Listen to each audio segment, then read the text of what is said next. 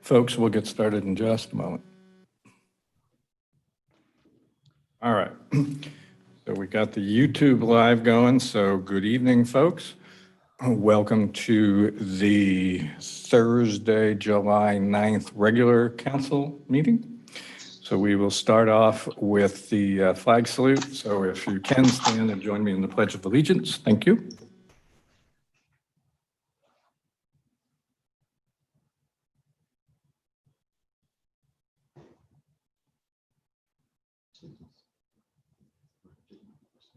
All right, thank you all. Okay. Roll call, if you would, please, Amy. Councilmember Bruins, Present. Councilmember Daniels, Here. Councilmember Middleton is absent, Vice Mayor Miller, Here. and Mayor Slowey. Present. Thank you. Oh, video statement, I believe. This meeting of the Citrus Heights City Council is cablecast live on Metro Cable 14, the local government affairs channel on the Comcast Consolidated Communications and AT&T Uverse cable systems. This meeting is closed captioned and webcast at citrusheights.net. Tonight's meeting replays on Monday, July 13th at 9 a.m. on Channel 14. Thank you, Amy. So I guess better planning will need to be done on my part for next time being here. In the council chambers, I can see myself on the big screen. I have to log on to Zoom here to be able to see who's on, which means I can't see my agenda. So next time I will, if I'm in here, I'll have to print one out. So I'm going to be relying on Amy to tell me what the next items are. I think it's approval of the agenda, but I could be wrong. Yes, the next item is approval of agenda. All right. What's the pleasure of the council? I move approval of the agenda. Second. Ms. Bruins moves the item. Mr. Miller seconds. Amy, roll call, please. Councilmember Bruins, Aye. Councilmember Daniels, Aye. Councilmember Middleton is absent, Vice Mayor Miller, Aye. and Mayor Slowey. Aye. Thank you. I don't believe there's any presentations. Am I wrong? There are no presentations. The next item is comments by council members and regional board updates. Great. And for the council, I know Councilmember Middleton was here earlier at our earlier meeting, the special session. She has injured herself, so she may or may not be able to join, but at the moment, nothing life-threatening, but enough that she probably won't be able to call in. So I will call on Councilmember Daniels. Nothing. Thank you. Jeannie, Ms. Bruins? Yes, we have not had a regional SAN meeting in several weeks. We're having our next one in a couple weeks, but we did have an announcement, which I find is very exciting, and I'm trying to pull it up here real quickly. We have been dedicated to recycled water for a long time, and we are rolling out a new program. And hold on while I find, now I've lost it. Anyway, it's called, would you come back to me? I want to find this, Jeff, would you just please come back? We'll let you figure it out. Vice Mayor Miller. I'll kill some time. I got nothing. Great. Oh, wait. I did want to announce STA, the Sacramento Transportation Authority, will be meeting next Wednesday at 1:30 to make a final determination on putting that Measure A on the ballot. They've done some polling, so we have a special meeting next week. Poll numbers. Look at those polls. Oh, yeah. All right. So before I go back to Ms. Bruins, I do have an item. First off, for the public, July is a pretty mundane month because the supervisors throughout the various counties. It's the month they have off for vacation, so a lot of meetings are not held. SACOG has not had a meeting. The library board has not had a meeting. However, there was an item that Portia was going to bring up, so it's been forwarded to me, and I will take a moment to read this on her behalf, and then we'll go back and see if Jeannie's ready to proceed. So I would like to take a moment to acknowledge the passing of a Citrus Heights resident, Alan Weiskopf. Alan was a third-generation Purple Heart recipient. He was my neighbor and close friend to my family. Again, this is from Portia. He and his wife embody the spirit of Citrus Heights, solid roots, and his children and grandchildren represent our new growth. I want to once again offer my sincere and deepest condolences to his family, and his selflessness service to his country will not be forgotten. So thank you for those kind words, Portia, and I'm sure the rest of the council feels the same sentiment, minus that I don't think most of us were friends with him.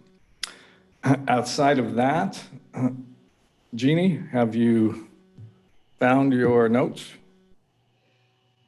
No, but I'll just go ahead and announce the program. I just can't think of the formal name of it, but it's a rollout of our newest program through Regional SAN, where we are using recycled water to provide water to farmland and other uses within the region.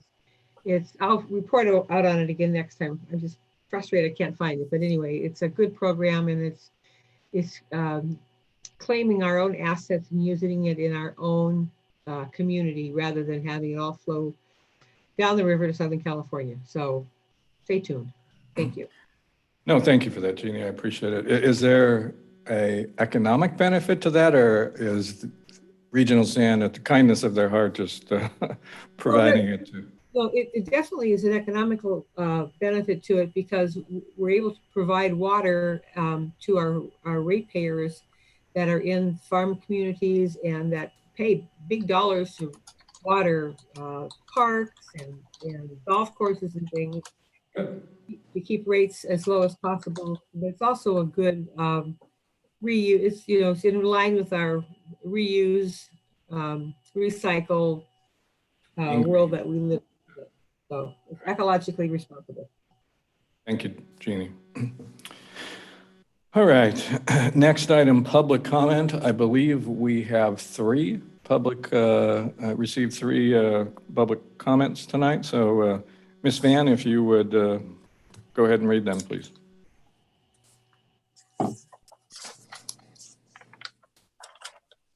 Yes, the first public comment is from David Warren.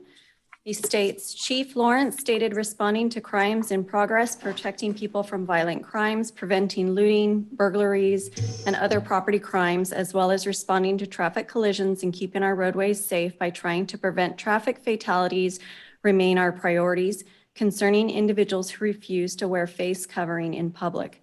As asymptomatic COVID-19 infected individual who refuses to wear a mask is as dangerous as a person who carries a concealed weapon. The only difference is the difficulty of identifying the weapon, making the weapon more deadly. The statistical probability of become ill or dying from COVID-19 in Citrus Heights is dramatically higher than being killed or injured as the result of gunfire or being struck by a driver under the influence. Unfortunately, CHPD will not enforce Health and Safety Code 120290, which makes it a crime to intentionally transmit a communicable disease, of which there is no doubt COVID-19 is included. In California, criminal intent includes criminal negligence. Considering all of the publicity surrounding the use of face coverings and the peer review science, which demonstrates that public safety requires the use of face covering in public, no person can assert lack of knowledge of the safety issue, in that individuals who refuse to wear face covering in a public place are more likely to cause death or injury. Surely criminally enforcing face masks is equal to preventing drunk drivers and other crimes. The CHPD should be directed to enforce criminally the refusal to wear face masks in public. The next public comment is by Beryl Turner Weeks. She states, on May 12th, 2020, I received an announcement introducing a temporary program sponsored by FEMA and the city to provide 3 meals a day to Citrus Heights seniors sheltered at home during the coronavirus epidemic. Seniors had to make less than $74,900 yearly income. Applicants could not be participants of CalFresh or Meals on Wheels programs. No mention was made of a minimum income on the announcement, as there shouldn't be. Since I met all the qualifications, I applied. I was turned down because I was told that my yearly income was lower than the minimum. They then produced a minimum PA income of around $25,000. I feel I was wrongly denied this service by the administrators for personal reasons. Why would someone making $74,000 qualify for this program when someone making less than $25,000 would not? I would like this investigated. Our last public comment is from Carla Lee. The newer development I live in is surrounded by apartments, a less than stellar neighborhood of single-family homes and green belt on all sides. I heard rumors that indicate Citrus Heights is going to abolish their TNR program and am extremely concerned. TNR has statistically proven that it reduces the amount of money spent on other solutions for these animals by a government entity. The data has been readily available on the internet for years. If you fix one cat, you prevent one female from bearing a litter every 6 months for all her fertile life. If you neuter one male, you prevent him from siring hundreds, if not thousands of kittens. Before CHAS TNR, we had cats dropping their litters in the residents' patios. Kittens were crawling into the engine compartments of the cars parked next to our houses and screaming. Toms were constantly roaming through the community, fighting and yodeling as they went. There was cat waste everywhere, and they all woke us up at night. Because of CHAS TNR, our neighborhood has not been traumatized with an overload of cats in about 3, maybe 4 years. We have a stable feral colony now and no kittens for a year, all due to effort of CHAS and me.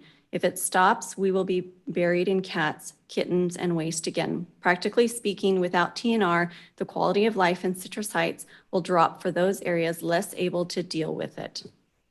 And that concludes the public comment. Thank you. And I forget what the TNR acronym stands for, but obviously it's the continued effort of the city to pay for spaying of cats.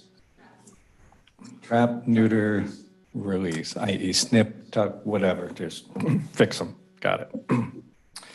All right. So public comments out, consent calendar. Amy. We have consent calendar items 4, 5, 6, 7, 8, and 8. Okay. From the members of the council, do I have a motion to move the consent calendar? I move consent. Second. Okay, so Ms. Bruin's motion, Mr. Miller second. Amy, roll call, please. Councilmember Bruins. Aye. Councilmember Daniels. Aye. Councilmember Middleton is absent. Vice Mayor Miller Aye. and Mayor Slowey. Aye. Motion passes 4-0. Public hearings, I believe we have 2 of them coming up. So Amy, next item, please. Next item, public hearing number 9. The subject is resolution to record delinquent solid waste service charges on the tax roll. The recommendation is to conduct a public hearing and adopt a resolution to record delinquent solid waste charges on the tax roll. Mary Poole, I believe this is our annual report of those folks who have failed to pay their garbage bill. Correct. And I would like to share screen for a moment. You?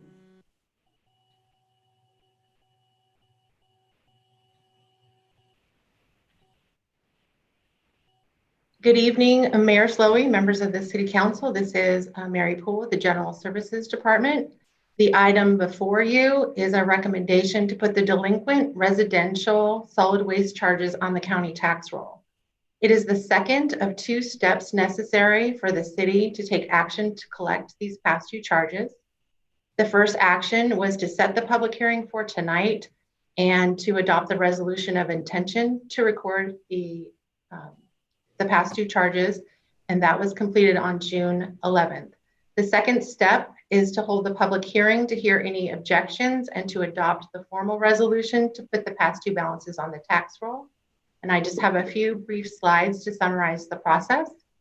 The first slide is the motion is to conduct the public hearing for any and all persons having objections to the proposed collection of delinquent solid waste charges, penalties, and interest through the county tax roll. And number two, adopt the resolution of the City Council's intention to record the delinquent solid waste charges, penalties, and interest on the tax roll. The City Council has the authority to complete this process via Government Code 387901 and the Citrus Heights Municipal Code, Chapter 74, Section 169. And just to provide a brief summary of amounts that are past due, and as of June 23rd, 2020, we had 922 delinquent accounts with a past due balance total of $384,191.65, penalties in the amount of just over $38,000, and a total due of just over $422,000. The process that we go through on an annual basis, as the mayor alluded to, is we set the public hearing. The City Council sets the public hearing typically in June of each year. This year it was on June 11th and it was set for tonight. The city then publishes the notice of the public hearing this year in a paper of general circulation. This year it was published in the Citrus Heights Messenger. Republic mailed notices of the public hearing right after the City Council had set the public hearing on June 11th. So on June 12th, those notices went out. Tonight is the public hearing. There will be a final reconciliation in August where anyone who still has past due amounts that they do not want to go on the tax roll, they have about a month to get those amounts in, and they can contact Republic Services to do so. Once that reconciliation is completed, the city will submit the list and the amounts due to the county to be placed on the tax roll. And then the county will forward those payments to us, the city, in January and May of 2021. We will then forward the payments that are due to Republic Services over to them. Just to give some sense of the historical data for this, we're pretty consistent with our annual amounts due. We're a little less due from last year, but it pretty much stays within the $350,000 to $430,000 that's due each year. And then again, to return to the motion, it's before you in the slide to conduct the public hearing and adopt the resolution. And then if there's any questions, I'm happy to answer them. Thank you, Mary. So any questions, first of all, from council? Pretty standard. We do this every year. Hearing none, since this is a public hearing, I will open the public hearing to the packed council chambers. Amy, have we received anybody wishing to public comment on this item? No, I have not received any public comment for this item. Thank you. In which case, I will go ahead and close the public hearing. What's the wishes of the council? I move we adopt the resolution to record the delinquent solid waste charges on the tax roll. Motion by Bruins. Second. Second by Daniels. Amy, roll call, please. Councilmember Bruins, Aye. Councilmember Daniels, Aye. Councilmember Middleton is absent, Vice Mayor Miller, Aye. and Mayor Slowey. Aye. Motion passes 4-0. Thank you. Thank you, and I'll stop sharing at this time. All right, we have one more public hearing. So Amy. Next item is item 10. The subject is permanent local housing allocation funding application. The recommendation is to conduct a public hearing and adopt a resolution authorizing the submission of the city's permanent local housing allocation funding application and accepting the funds pursuant to certain terms and conditions. Great. So I think we'll have Colleen and Stephanie. I'm not sure who presenting. Yes, good evening, Mayor Council. Thank you. Stephanie Cotter, Community Development Department. Tonight, I'm here to present the permanent local housing allocation application. There's two things that we're hoping to achieve for this item. First is to hold the required public hearing to receive any comments or feedback on the city's 5-year permanent local housing funding application, and then also consider approval of that application. This item first came to the council on June 17th at the Quality of Life Committee meeting. On June 25th, it then came to the City Council as a study session. This was in conjunction with the CDBG CV funds. After the study session, we developed the final application and posted it on the website. We held a public review period from July 2nd to July 9th. And during this time, the application was available on the city's website. Tonight is the public hearing, and then the application is due on July 27th. The permanent local housing allocation was authorized by SB 2, and it's a $75 real estate transaction fee. This is a permanent source of funding for the city. We're estimated to receive about $1.8 million over the next 5 years. This goes down to about $376,000 a year.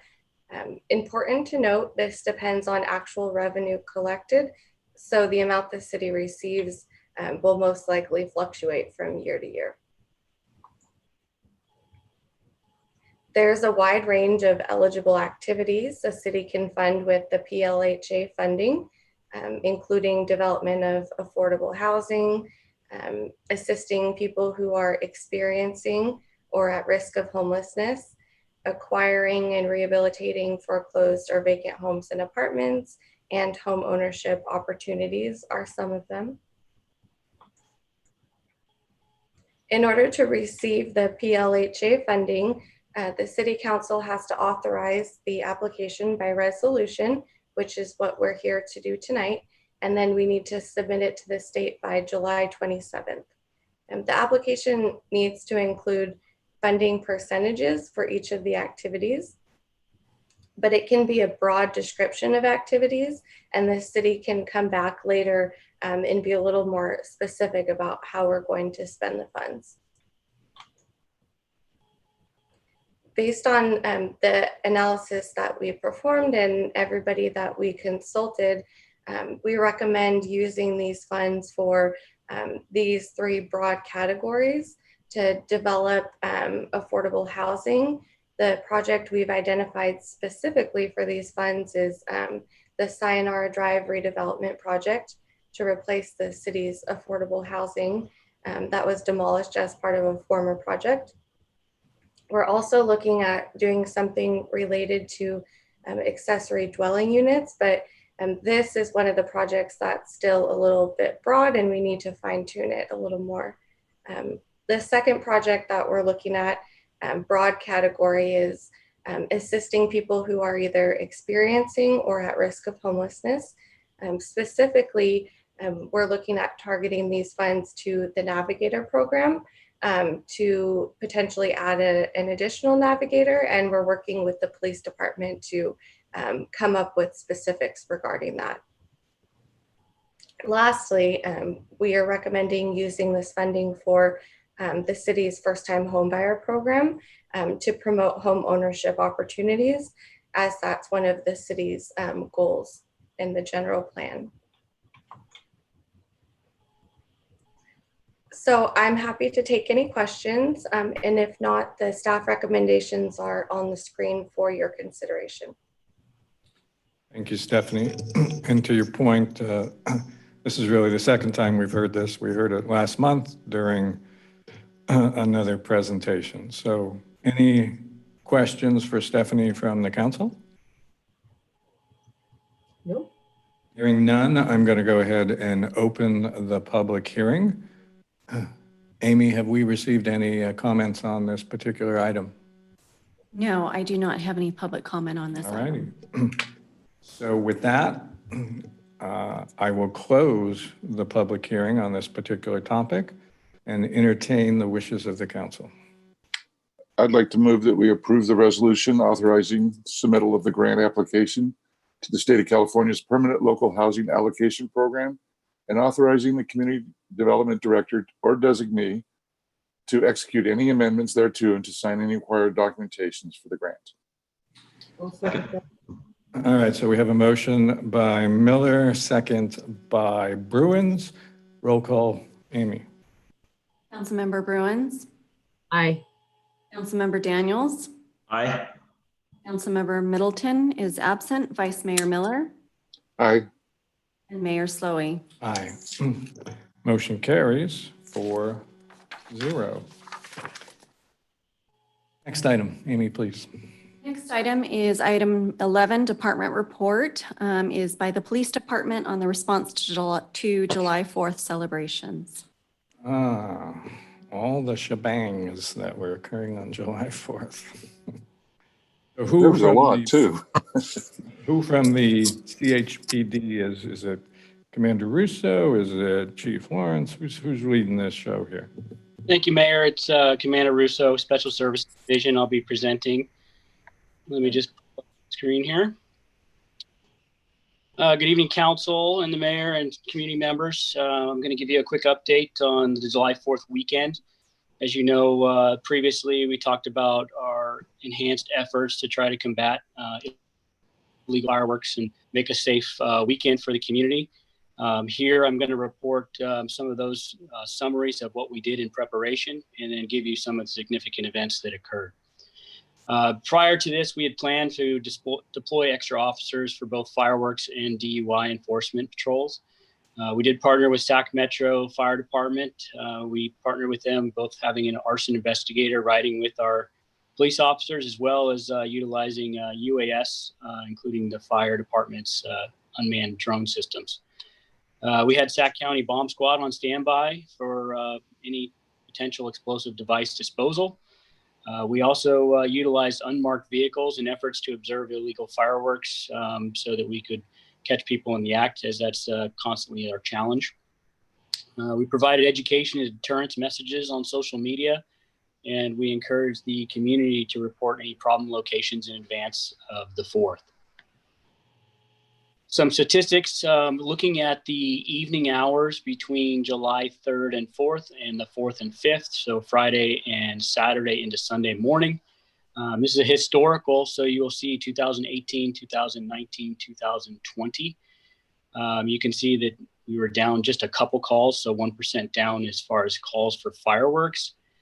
We were down 20% in calls for shots fired. But overall, we still had 189 calls for service related to either shots fired or fireworks. We did make traffic stops as well. And as you can see, we had 3 DUI arrests. Looking at specifically the weekend, so focusing on just the 4th, from the 4th till from 8:30 at night to 1:30 in the morning on July 4th. This is a breakdown of the time frames of our most calls for service and when those occurred. As you can see, things started picking up around 8:30 at night with 49 calls for service. And we hit 60 calls for service between 9 p.m. and 10:30. And then started tapering off after 11:30. But the bulk of our calls, as you can see, are between 8:30 and 11:30 at night. Some of the significant events that we did have throughout the night, we had a large congregation of illegal fireworks on a location off of Longford and Cavan that we were able to intercept. Unfortunately, there was, like many times when we come to a scene, identifying who's responsible for the fireworks is not always as easy if you're not catching them in the act. We did confiscate a group of fireworks there. And then also we had a significant traumatic incident where a subject injured his hands and actually blew off some fingers on Le Mans Avenue utilizing some illegal fireworks. We contacted several people in various areas throughout the city and we respond to, as you can see, over 189 calls that came in. The challenge of this is trying to make it to all those locations and get there quickly while the evidence is still there or the subjects are in the active position of lighting illegal fireworks. Additionally, we had an arrest for a motor vehicle theft. There was 2 domestic violence arrests that were both involving alcohol. And then the 2 DUI arrests, and 1 DUI arrest actually had a subject who was carrying a loaded firearm and methamphetamine. And then there was 1 structure fire, but that was not fireworks related. This is just a snapshot of some of the fireworks that we recovered in the recent weeks. Most of these occurred, in this past, 4 or 5 days leading up to the 4th and during the 4th. Most of these are all the illegal fireworks, the aerial fireworks, and these are challenges that we know are concerns for our community. And each year we strive to try to make a difference. It's hard to say if it was more prevalent this year. We scoured a lot of our social media and input from our community before this and after this. And we hope that we, at least made some progress this year and at least maybe deterred some people from lighting these. And with that, I'll answer any questions. Thank you, Commander Russo. I think it is important to state, which you did in the beginning, that from a CHPD standpoint, in order to arrest anybody, if you will, you all have to witness it. It can't just be, seeing a firework go up in the air. You have to be able to attribute that to somebody on the ground, and that, nobody knows anything when you pull up. So I get that. So any comments or questions from the rest of the council? Well, I'd just like to make a comment. I want to thank you, Lieutenant Russo and the rest of the CHPD. I think this is the most proactive year we've had in trying to curb illegal fireworks. I will tell you that prior to even the illegal fireworks going on sale, we had an incident in the green belt behind my neighborhood, and because of the watchful eye of a neighbor of mine who actually got a picture of it and the quick response from our police department, they were able to actually identify and contact the person who lit the illegal fireworks, and with the promise that it was a woman, wouldn't do it again. It's become such an overwhelming problem that it kind of ruins the 4th of July, particularly for those of us who are pet owners.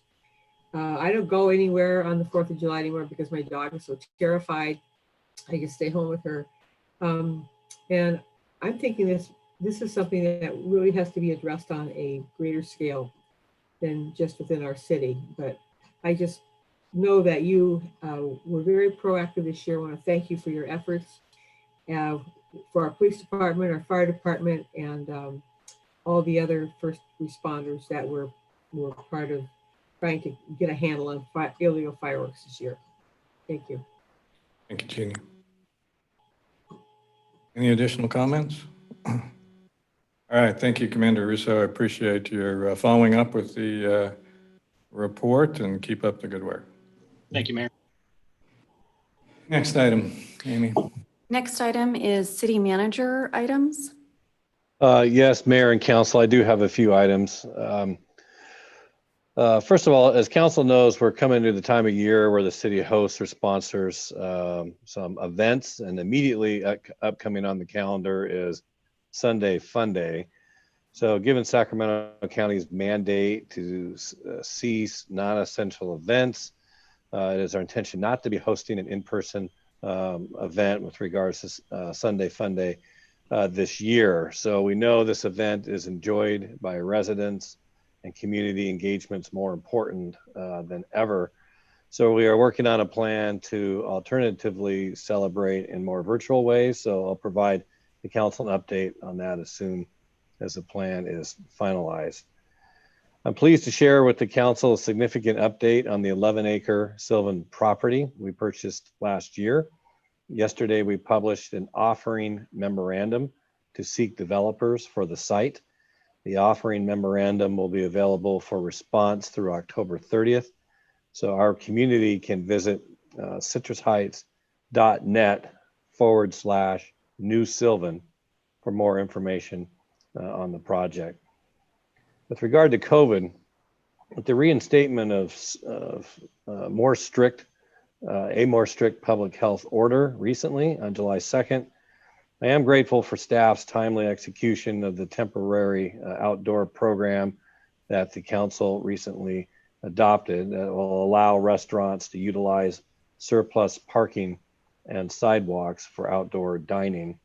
Staff is committed to continue looking for ways to innovate and support our business community as we move through COVID and associated public health orders. For Citrus Heights, our cases are increasing, but fortunately deaths have remained relatively stable. In the last 2 weeks in Citrus Heights, cases have risen by more than 60 people, but fortunately only one additional death has occurred and not more. So as of, I think this morning, Citrus Heights has 190 cases with 9 deaths. That's compared to Sacramento County wide's about 5,000. While the county has progressed through phase 3, some restrictions have been reintroduced due to the recent rise in cases. Bars, brew pubs, breweries have closed and ceased both indoor and outdoor operations. Dine-in restaurants have closed indoor seating to customers. Family entertainment centers and movie theaters have closed indoor services and attractions to customers. And card rooms must close indoor services to customers. All very unfortunate. With regards to the Great Plates program, I learned just before the council meeting started that the federal government has extended the program to August 10th. To date, currently we have 162 participants. We've provided 21,737 meals. This program has invested about $413,000 to date into the local economy. And lastly, some good news for the council. There's been some conversation reporting lately regarding the Mitchell Farms housing development project. We did see a temporary stoppage of construction and work on that site. And I've learned today that that construction and that work will restart and begin again, really effective immediately. So we will see, a mobilization of equipment and trucks and workers back out on that site. And I did have some involvement, was at the table to some degree with both Watt and KB on this, and I'm really pleased that that's happening, and our community needs that news right now. So Mayor, that's all I have to report. Thank you. Thank you, City Manager Boyd. Amy, next item, please. Our next item is items requested by council members or future agenda items. Anything from the council? I just have one thing to bring up. In light of Ms. Beryl Weeks' public comment and the report that our city manager just gave, could someone contact her? It sounds as though she's qualifies for other programs that she might not be taking advantage of, which is why she's not eligible for the our plates program. Yes, we're in very regular contact with her. So yes. Okay. Figured you might. Thank you. Thank you. Yeah. Thank you, Jeannie. Anything else? I'll go next. Our country has seen some pretty hard times over the last month or two.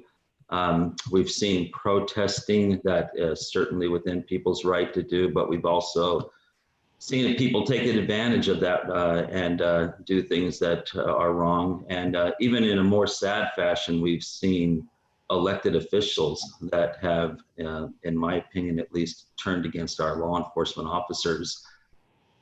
It's not really unlike about 15 years ago or so when I was on the council previously, and we were experiencing wartime issues, anti-president, anti-troop, anti-military type times. And I believe Councilmember Bruins, I believe, joined me in a resolution supporting our president and our military back then.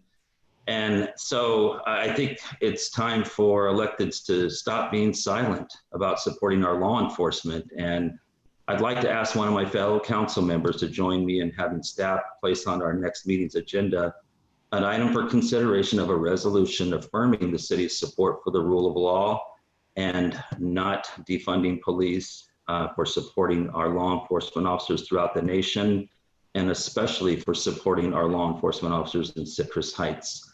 I think it's important for us as a city, as elected leaders, to voice that support for them at this time. So I'm hoping, again, one of my fellow council members will join me in that direction. Thank you, Mr. Daniels. I personally believe that we all do support our law enforcement. I'm not necessarily sure we need a resolution. I think we do that each and every day by our comments, but I'll leave that up to the rest of the council. Well, let me weigh in on that. You know, Mr. Daniels, I very much appreciate your comments. But I also thoroughly agree with our mayor that not only as leaders in our community, but as citizens who live in our community, that we demonstrate on a daily basis that we support our police department and through our actions and our words. So I don't know what more a resolution would accomplish. Well, I think it would do this. I think that Folks, we're not here to have an argument to discuss the issue. It's Brett brought it up. We need a second to move it forward or we're done. I'm just going to address Jeannie's comment, that's all. And that is that it is necessary to, I think, show others in a formal way that we do support these things, because we do have other local governments showing the opposite. Not unlike, again, Jeannie, back in 2005 when we did that in a formal way. Thank you, If the council doesn't believe we need to show our law enforcement officers that, then that's fine. I don't think that's a fair statement. I would hope they know that this council supports. They I don't I've care got to support if the some mayor other here. jurisdiction knows. I do Thank you, want to Matt. chime in to limit the discussion on the merits of it. It's really a discussion about whether we want to put this on the agenda or not. Thank you, City Attorney Jones. All right, I'm not hearing a motion to second that. So any other comments to move this forward? All right, Amy, any other items on the agenda? No, that was it. All right, with that, I will go ahead and close the